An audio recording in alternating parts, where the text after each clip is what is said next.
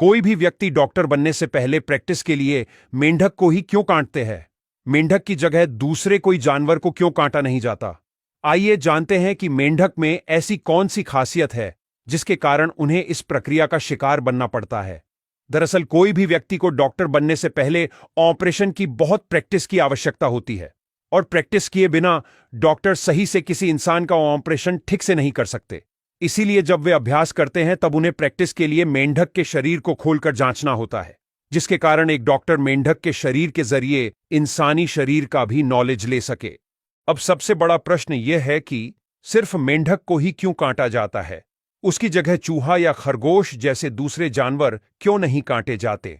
तो इसका जवाब है कि मेंढक के शरीर की आंतरिक संरचना कई मामलों में मानव शरीर से मिलती जुलती होती है। यही कारण है कि इसका अध्ययन मेडिकल और जीव विज्ञान के छात्रों के लिए उपयोगी माना जाता है।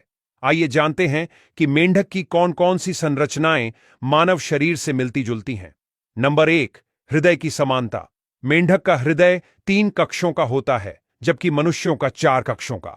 फिर भी दोनों की रक्त संचार प्रणाली में कई समानताएं हैं, जैसे कि दोनों के हृदय का मुख्य कार्य रक्त को पंप करना और शरीर के विभिन्न भागों में ऑक्सीजन पहुंचाना है। नंबर 2, श्वसन तंत्र और पाचन तंत्र। मेंढक और मनुष्य दोनों फेफड़ों के माध्यम से सांस लेते हैं। हालांकि मेंढक त्वचा और अपनी गिल्स से भी सांस ले सकता है, जो मनुष्यों में नहीं होता। और दोनों में एक समान पाचन तंत्र होता है, जिसमें मुख, आंतें, लीवर और अग्न्याशय शामिल है।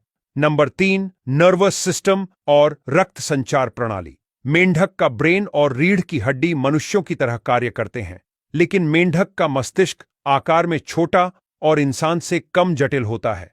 अब सवाल यह है कि क्या मेंढक डिसेक्शन के बाद, यानी मेंढक काटने के बाद, मर जाता है? आमतौर पर जो मेंढक मेडिकल और साइंस लैब्स में डिसेक्शन के लिए इस्तेमाल किए जाते हैं, वे पहले से ही मरे हुए होते हैं।